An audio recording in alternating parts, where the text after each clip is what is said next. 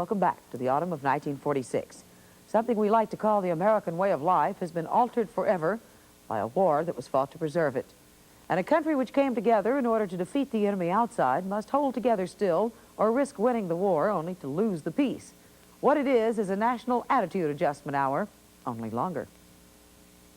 The executions at Nuremberg were big news in this country that fall, but they were also, in a way, old news. We were having a hard time getting adjusted to peacetime, but we had a lot of fun trying.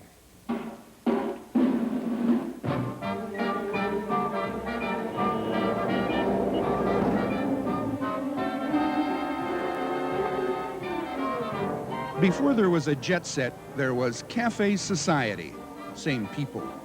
But now, plenty of plain Janes and ordinary Joes could rub elbows with the mighty. Cash in their pockets, no war to worry about, no guilt. Live, love, and get happy.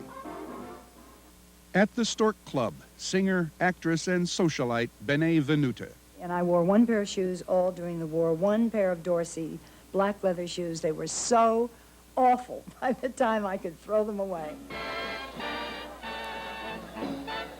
And in those days, the music was live, and you danced, and it was romantic. There was a lot of romance, and it was a gentler time, softer. You could walk down Fifth Avenue, and you saw people beautifully dressed, not everybody, but most of the people. Ladies wore gloves and hats, no blue jeans. The only blue jeans you would see would be on the ranch or maybe on a farm. Women had tasted independence during the war, Rosie the Riveter and all that. The taste did not linger.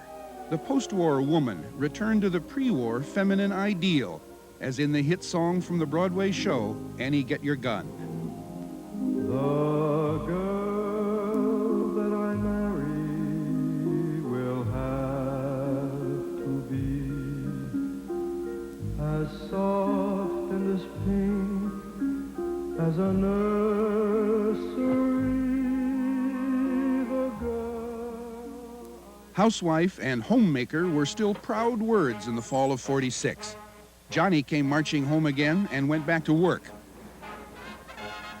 And Rosie the Riveter, well, she got married and took her proper place on the end of a vacuum cleaner. And if you could find a place to live, this period of adjustment wasn't so bad.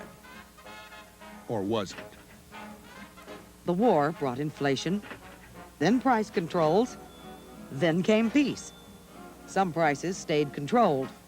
Some shortages got worse, but inflation came back too.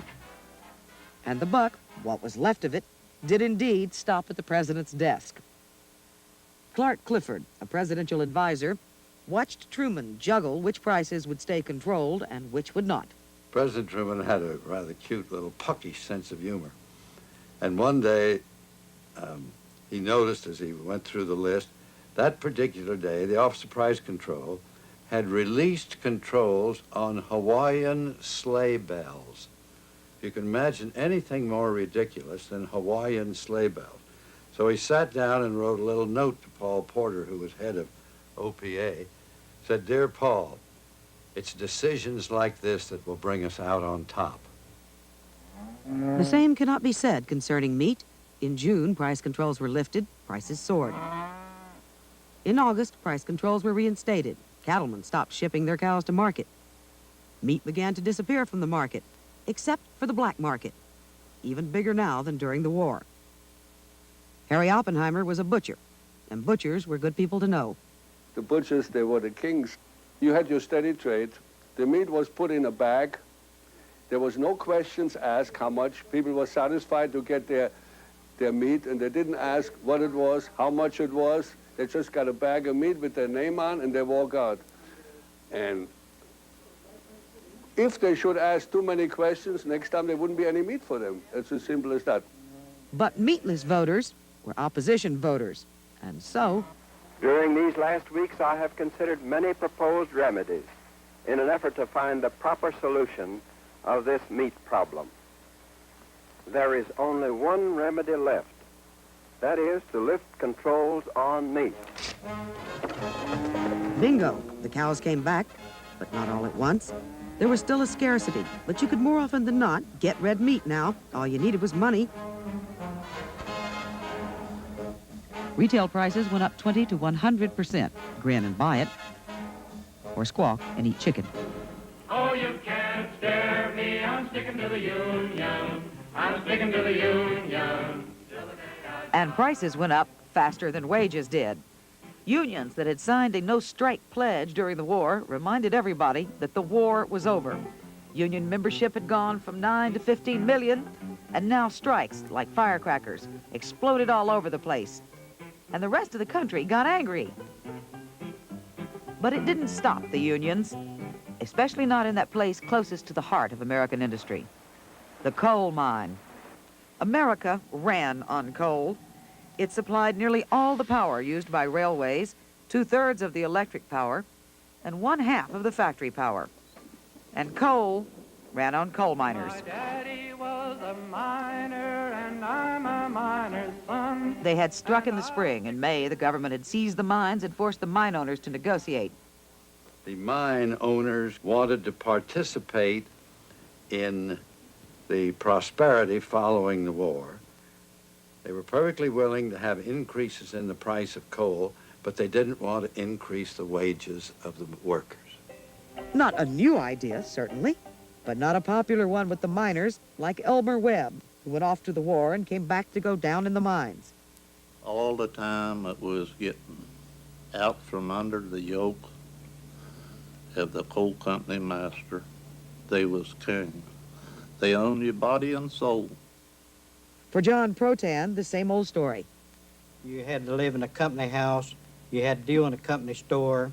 You had to pay your company doctors. In fact, I had 2 of my kids was born in a company house, which no running water, no gas heat, and outside toilet. So you could figure what kind of houses they was. No miners hardly ever seen a penny, because if they had any money coming to them, they'd be overdrafted and wouldn't draw any money.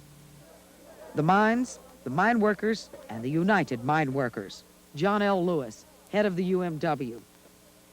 He was a hero to the Union and a boogeyman to much of the nation. And now he was threatening another strike. His power should not be underestimated. Certainly the government did not underestimate it. John L. Lewis was a very dramatic fellow. His appearance was very dramatic. He had a great leonine head with a great shock of white hair and enormously bushy black eyebrows. So every time you saw him, he would start back a little this way. Yes, but where did you go from there? Well, there was the ballot box. Americans were caught in the middle of a maladjusted economy, buffeted about by inflation, shortages, and strikes. Would they blame big business, unions, or Democrats? Would the Congress that returned be the one that left? Nobody had a more difficult time adjusting to post-war life than Harry Truman, the piano player in the White House. In little more than a year, his popularity rating had fallen from 87 to 32% in the polls. Republicans were asking, had enough? Come back to the congressional elections of 1946 when America went to the polls and answered that question. Our world continues. Period of adjustment, fall 1946.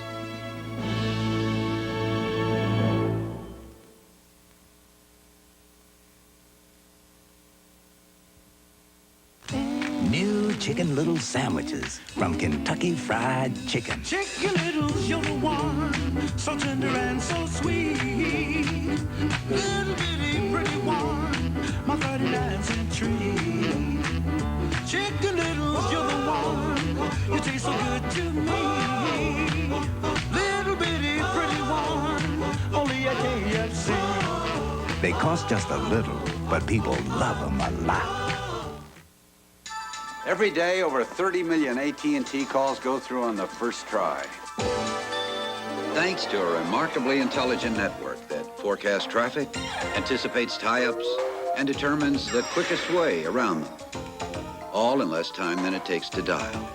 The AT&T network, you can call it the mastermind of long distance. Glad I got through. We're reaching further to bring your world closer. AT&T, the right choice.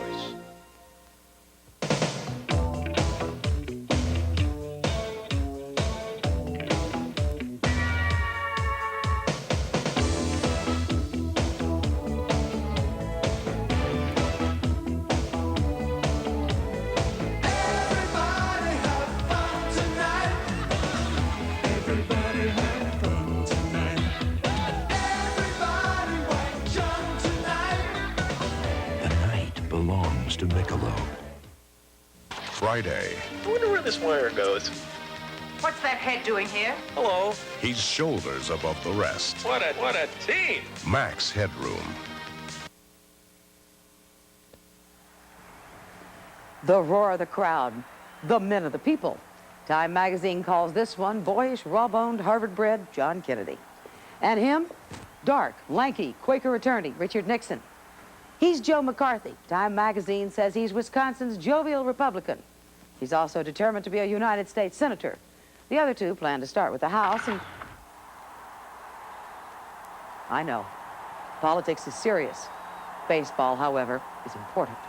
That's why Election Day is in November. October is reserved for the World Series, and St. Louis is about to adjust Boston's attitude. Excuse me. Excuse me. It wasn't supposed to go 7 games, but nobody told the Cardinals, so there they were in St. Louis. Enos Country Slaughter's about to bat for the home team. It was a great series, and we, went into the final game, the 7th game of the World Series, tied at 3-all. Enos Slaughter leads off against Bob Klinger, last of the 8th, and singles to center for St. Louis. 2 outs later, Harry the Hat Walker comes to bat. Slaughter is on first. You know, when I walk out, I don't think about anything but just hitting the ball. I'm not worried about Slaughter or anything else. I didn't know that Slaughter was stealing even. Walker hits, Slaughter runs. The Boston center fielder fields the ball and throws it to the shortstop, Johnny Pesky. And what happened next made all the difference. When I get the ball, and a lot of people said that I went like this. Did he stumble? Stutter? The point is not what he did, but what he didn't do. I'm looking over my shoulder to find where the runner is. And he didn't stop and throw the ball. He didn't drop his hand. He turned, kind of looked at me, and went right onto the plate. But I think in his turning, he didn't get the drive on the ball he normally would. And that made the ball just a little bit less lively coming to the plate. And here comes Country. Head down, digging all the way. I got to make over 250-foot throw. It just wasn't good enough. Slaughter kept on going, scoring all the way from first, when the relay throw from Johnny Pesky reached home too late for a play on Slaughter. He scored a run. We won. I got the World Series ring, and we got a big check of $3,700. I wish I could take an eraser and erase that out of my whole life, thinking that I was responsible. And I'll tell you, it broke my heart, really. Slaughter wasn't supposed to score, St. Louis wasn't supposed to win, and a split second changed everything. Welcome back, baseball. Ah, and politics. Truman's term wasn't up, but over in the Congress, the race was on. 29-year-old John Kennedy was running in his first congressional race, but he was the favorite, despite the fact he was running in a Boston district he'd only recently moved to, and in fact, he spent much of his time in Palm Beach, a town way outside Boston. Dave Powers tells the story of the candidate and the heckler who shouted, "You are a carpetbagger." And Jack walked right over to the front of the stage and pointed at him, and he said, "No one asked me my address when I was on a PT boat in the Solomon Islands. And don't you forget it." And the crowd cheered because this was a veteran audience. And in 1946, if you did not have the word veteran beside your name, you could not be elected dog catcher. In Wisconsin, Joe McCarthy was not running for dog catcher. He wanted to be a senator, and he too had the word veteran beside his name. But his nickname, Tail Gunner Joe, it was just as phony as the picture this desk-bound officer had posed for. His friend, Urban Van Susteren, explains McCarthy's political goals. He had a real desire to have prestige, to be respected and admired by his fellow men, by all of society. Yes, he did indeed. At a hotel in Whittier, California, the year before, hungry Republicans of California's 12th Congressional District were looking for a bright new candidate. Fred Harmson was on the Committee of 100. And the manager of the Bank of America, I think Herman Perry was his name, spoke up and he says, "I know a young man that's a very good public speaker." And Roy Day, who was chairman of our committee, asked him, I'll never forget this, asked him, he says, "Is he a Democrat or Republican?" And Perry says, "I don't know." But he says, I can find out. His mother lives here. So he went to the phone, called his mother. No, she says he's a Republican. The young man was Richard Nixon. Herb Klein was a reporter. Dick Nixon, in talking to Herman Perry, described himself as a progressive liberal. And I guess that was what he termed a new term for conservatism. Lee McNitt was a banker in Whittier. And the timing was what really sold Nixon. Here's a young, handsome naval officer with a beautiful wife, solid citizen, hard worker. He had intended to run as Lieutenant Commander Richard M. Nixon. Soon after he got out, he found that the enlisted men far outnumbered the officers, and so the change was to buy a suit. Freshly attired, Nixon jumped into the fight, all guns blazing. I was running in 1946 just as most Republicans were that year on the slogan of had enough price controls, rationing, and all the rest. I was taking on Jerry Voorhees, a very popular incumbent who had held the office for 10 years. Nobody had ever come close to him before. The 12th District sprawled east of Los Angeles, valley towns like San Gabriel, Monrovia, Whittier, Claremont. The district had been represented for 10 years by Jerry Voorhees, a new dealer and one-time socialist. Now, strikes and peacetime shortages had become his millstones. Democratic Congressman Chet Hollifield, who backed Voorhees, saw the problem. You had to go up against a certain amount of charges that were made by extreme conservatives, questioning the patriotism of everybody that was a member of a labor union. The CIO was a particular target because at that point it was known that the CIO leadership had been infiltrated by communists. Voorhees knew that the CIO's Political Action Committee, or PAC, was too pink to be practical, and in the spring had written them a letter refusing their support. He didn't get it. But that didn't deter Richard Nixon. He wrote a letter of his own to his supporters promising to wheel out the big guns. Now, in September, in the first of 5 debates, Nixon unlimbered his big guns and hit Jerry Voorhees right between the eyes. He tricked Voorhees into saying that he was not supported by a PAC, a Political Action Committee. Nixon then said, "You are supported by the PAC," pulled out of his pocket a paper, went across the stage, put it in front of Voorhees, and the congressman could see that the story said Voorhees endorsed by the PAC, and he looked at it and sort of wondered what he should say. Voorhees was right. He was not supported by the CIO's communist-influenced committee, but he was endorsed by a National Citizens PAC whose leadership was much the same as the CIO's. Nixon exploited the confusion. After the debate, the audience, a lot of the members of the audience, gathered on the steps and were talking over the debate. And Jerry came over to see me. He'd talked to some of the people, and he came over to see me, and he said, "How did I do, Chet?" And I said, "Jerry," I said, "he killed you." If you want to call it red baiting or whatever you want to call it, mere exposure to the fact that he had been endorsed by the communist groups didn't help Mr. Voorhees whatsoever.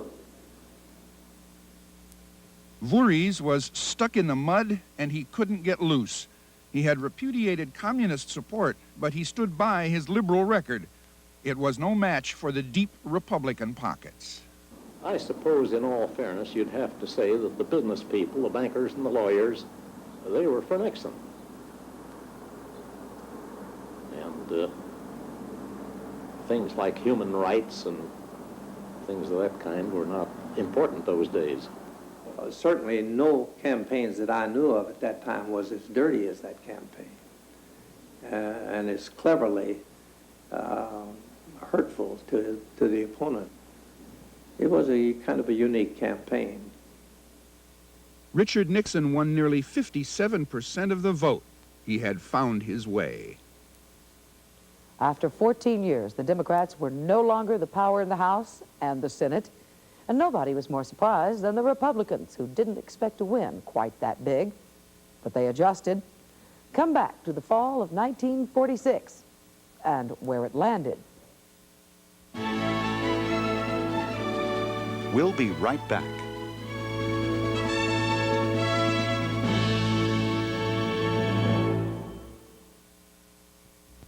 You've trained, prepared, psyched yourself up. Now, there's no turning back. So grab your Cold Coors beer, survival food, and get ready to join the elite, America's professional couching staff. But you'll need the right equipment. So look for the special Coors and Coors Light couching staff display at your favorite store. And get ready to couch like you've never couched before. The Big Easy is easy to love. Siskel and Ebert in the Movies calls it one of the most remarkable movies of the year. A great American movie. Who me? Bullets bounce off me. People magazine says, ooh-wee, one scorchingly sexy movie. Dennis Quaid and Ellen Barkin in star-making performances. Careful who you say that to. The Big Easy, rated R. Now playing in select cities. Starts Friday nationwide.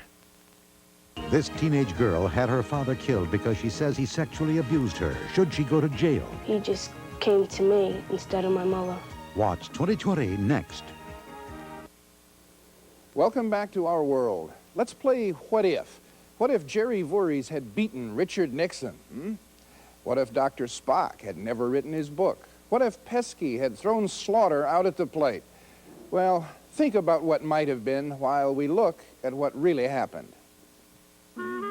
16 days after the 46 congressional elections, John L. Lewis and the United Mine Workers shut down the coal industry, and soon lights began to dim across the country and stayed that way until December 7th when Lewis called off the strike. In 1987, America does not run on coal. The United Mine Workers has about half the membership it had in 46, and about a quarter of those are out of work. One communist among the... In 1950, Senator Joe McCarthy went hunting for communists in the government. He never found any, but he ruined many careers in the process. He was condemned by the Senate in 1954 and died disgraced in 1957. Richard Nixon and John Kennedy met in presidential debates of 1960. Kennedy won the election, but in 1968, Nixon triumphed and became president. He lasted 6 years before his habit of dirty campaign tricks caught up with him. In 1974, he became the first president forced to resign from office.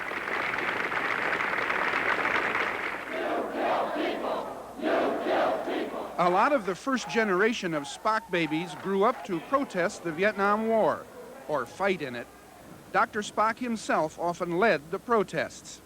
And he is still on the barricades at 83. Last January, he was among more than 100 people arrested at an anti-nuclear protest in Florida. The prosecution of war criminals, started at Nuremberg, has not ended. In 1987, the U.S. returned Karl Linus to the Soviet Union, where he was convicted of war crimes. And Klaus Barbie, the butcher of Lyon, will stand trial in France. Wernher von Braun and his V-2s have been succeeded by nuclear missiles and by the American space program. If it's now possible to kill from anywhere on Earth, it's also possible to explore beyond the Earth and to discover and to wonder at the works of man.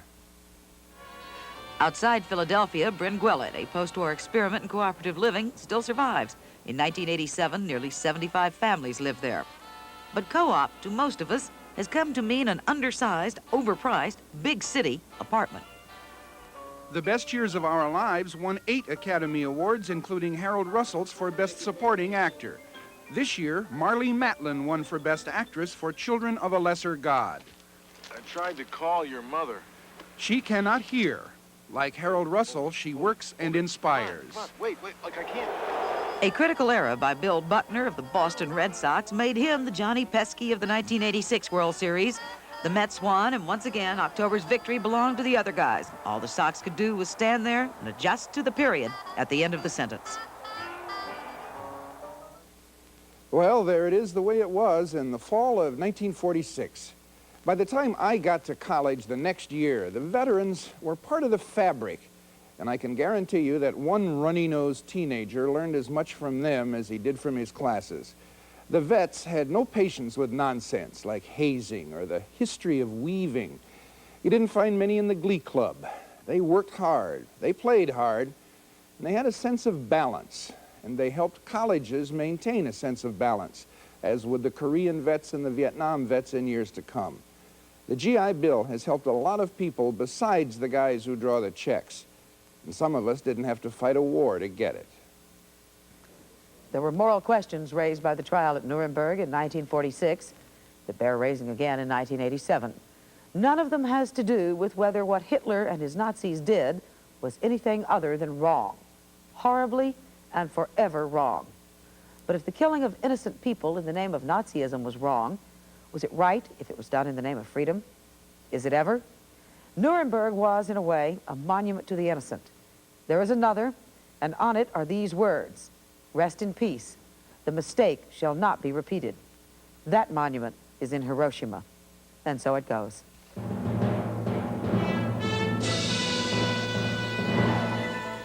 Also in the fall of 1946, Britain's biggest troop ship became the world's biggest luxury liner when the Queen Elizabeth made her maiden commercial voyage from Southampton to New York.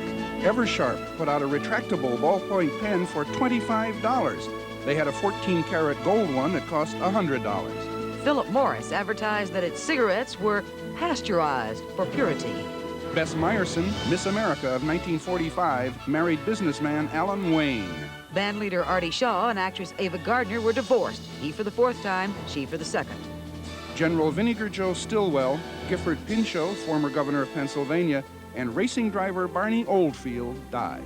The United Nations General Assembly met in New York for the first time.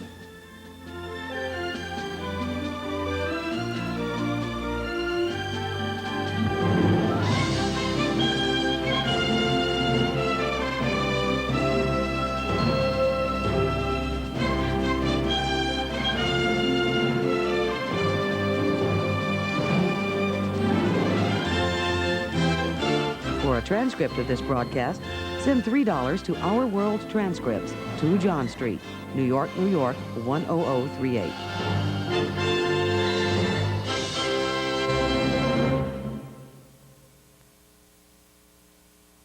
If you can read, volunteer. Help someone who can't.